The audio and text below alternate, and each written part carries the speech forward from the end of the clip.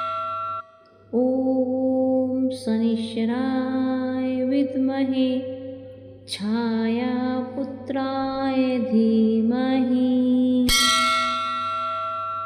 ॐ शनैश्चराय विद्महे छायापुत्राय धीमहि। ॐ शनैश्चराय विद्महे छायापुत्राय धीमहि। ॐ शनैश्चराय विद्महे छायापुत्राय धीमहि। ॐ शनैश्चराय विद्महे छायापुत्राय धीमहि। ॐ शनैश्चराय विद्महे छायापुत्राय धीमहि। ॐ शनैश्चराय विद्महे छायापुत्राय धीमहि। ॐ शनैश्चराय विद्महे छायापुत्राय धीमहि। ॐ शनैश्चराय विद्महे छायापुत्राय धीमहि। ॐ शनैश्चराय विद्महे छायापुत्राय धीमहि। ॐ शनैश्चराय